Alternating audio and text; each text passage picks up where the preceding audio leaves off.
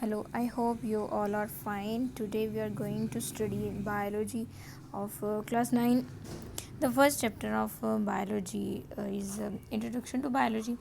If we talk about the word biology, biology का जो लफ्ज़ है ये ग्रीक से लिया गया है, जिसमें बायो का मतलब है लाइफ और लॉजी का मतलब है स्टडी, यानी लिविंग ऑर्गेनिजम्स की स्टडी को बायोलॉजी कहते हैं। इन लिविंग ऑर्गेनिजम्स में हमारे पास आ जाते हैं माइक्रो ऑर्गेनिजम्स, प्लांट्स, एनिमल्स और ह्यूमंस वगैरह। बायोलॉजी की स्टडी से हमें हेल्प मिलती है लिविंग ऑर्गेनिजम्स की मॉर्फोलॉजी को स्टडी करने में, उनके सारे फंक्शंस को स्टडी करने में, जो उनकी लाइफ में हो रहे हैं, उनकी बॉडी में हो रहे हैं, उस सब के बारे में हमें बायोलॉजी में पढ़ने को मिलता है, या हम इससे सब सीखते हैं। बायोलॉजी के डिफरेंट ब्रांचेस हैं और कुछ डिवीजन्स हैं।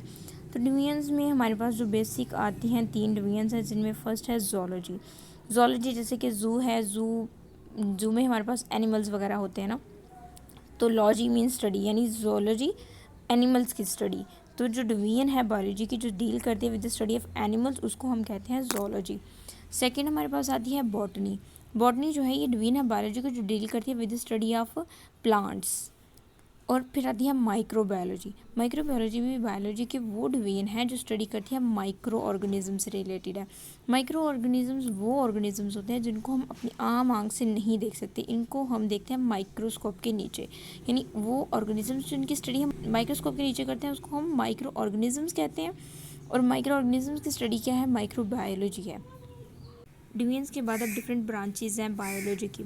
उसमें सबसे पहले है मॉर्फोलॉजी, यानी कि लिविंग ऑर्गेनिजम्स की फॉर्म और स्ट्रक्चर की स्टडी को जो है ना वो मॉर्फोलॉजी कहते हैं। उसके बाद आ जाती है एनाटॉमी, यानी कि ह्यूमन की बॉडी के, एनिमल्स की बॉडी के जो इंटरनल स्ट्रक्चर है उसकी स्टडी को कहते हैं एनाटॉमी। फिर आ जाता है हिस्टोलॉजी। हिस्टोलॉजी में ना ये होती है स्टडी ऑफ टिश्यूज़।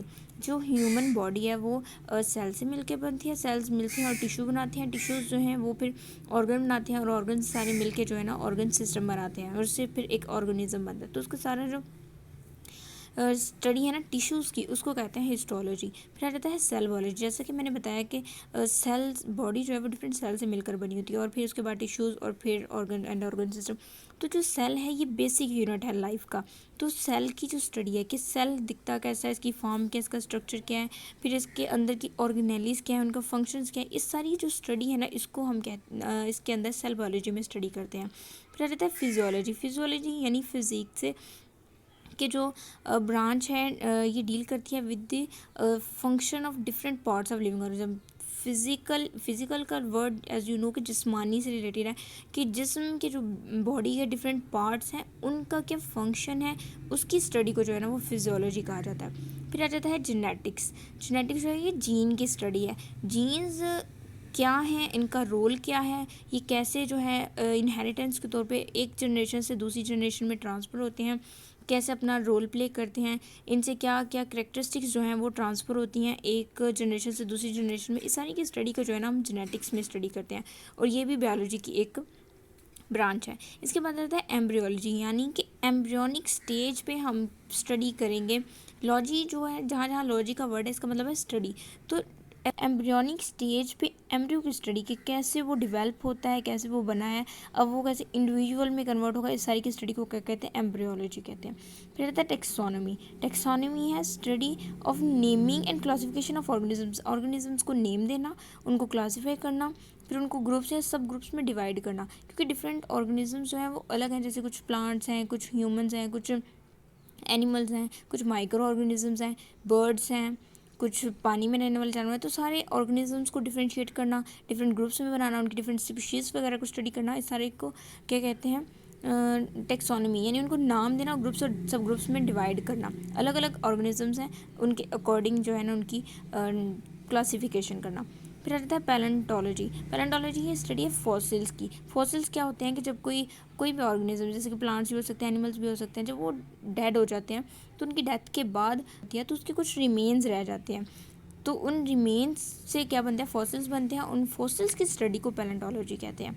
फिर आ जाता है इन्वायरमेंटल बायोलॉजी। इसमें हम देखते हैं कि ह्यूमंस का, ऑर्गेनिजम्स का, जो भी ऑर्गेनिजम्स हैं वो, उनमें प्लांट्स वगैरह भी रहते हैं, वो भी एनिमल्स वगैरह भी रहते हैं, तो उनका जो है इन्वायरमेंट के साथ इंटरेक्शन क्या है, उसकी स्टडी को हम इन्वायरमेंटल बायोलॉजी कहते हैं।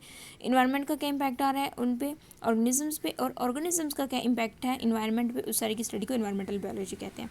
फिर आ जाता है सोशियोबायोलॉजी, यानी कि जो ऑर्गेनिजम्स हैं वो डिफरेंट सोसाइटीज़ में रहते हैं ना, अलग अलग सोसाइटीज़ में रहते हैं, और उनकी सोसाइटी में उनका क्या बिहेवियर है, सोशल बिहेवियर क्या है सोसाइटीज़ में, उसकी स्टडी को हम सोशियोबायोलॉजी के अंडर लाते हैं। फिर आ जाता है पैरासाइटोलॉजी, जैसे कि पैरासाइट, तो पैरासाइट्स वो ऑर्गेनिजम्स होते हैं जो कि अपने होस्ट से फूड भी लेते हैं, शेल्टर भी लेते हैं, और बदले में उनको हार्म करते हैं। तो पैरासाइट्स की स्टडी को जो है पैरासाइटोलॉजी कहते हैं। फिर आता है बायोटेक्नोलॉजी। बायोटेक्नोलॉजी दो वर्ड्स है, बायो भी एंड टेक्नोलॉजी भी। बायो यानी लिविंग ऑर्गेनिजम्स, ऐसे काम करने हैं लिविंग ऑर्गेनिजम्स को यूज़ करके ही ऐसी चीज़ें बनानी हैं जो कि ह्यूमंस के लिए, मैनकाइंड के लिए बेनिफिशियल हो। और टेक्नोलॉजी यानी ऐसी टूल्स और टेक्निक्स को भी यूज़ करना है जो ह्यूमंस के लिए, मैनकाइंड के लिए बेनिफिशियल हो। इम्यूनोलॉजी, जो इम्यून सिस्टम है वो बॉडी का डिफेंस सिस्टम है, ये कैसे वर्क करता है, ये कैसे बनता है, इसके क्या रोल है बॉडी में, उस सारे की स्टडी को क्या कहते हैं, इम्यूनोलॉजी कहते हैं। इम्यून सिस्टम यानी कि बॉडी के डिफेंस सिस्टम की स्टडी को इम्यूनोलॉजी कहते हैं। फिर आ जाता है एंटोमोलॉजी। एंटोमोलॉजी ये स्टडी है इंसेक्ट्स की। फिर आता है फार्माकोलॉजी। फार्मा जो वर्ड है ये ड्रग्स से है, ड्रग्स यानी मेडिसिन वगैरह, तो फार्माकोलॉजी स्टडी है ड्रग्स की और उनके इफ़ेक्ट की सिस्टम ऑफ ह्यूमन बॉडी। तो सारी की स्टडी को फार्माकोलॉजी कहते हैं कि ड्रग्स क्या हैं, कैसे बनी हैं, फिर उनका बॉडी पे क्या इफ़ेक्ट आएगा, क्या वो ह्यूमंस के लिए बेनिफिशियल हैं या नहीं है, क्या रोल प्ले करती हैं, इस सारी की स्टडी को फार्माकोलॉजी कहते हैं।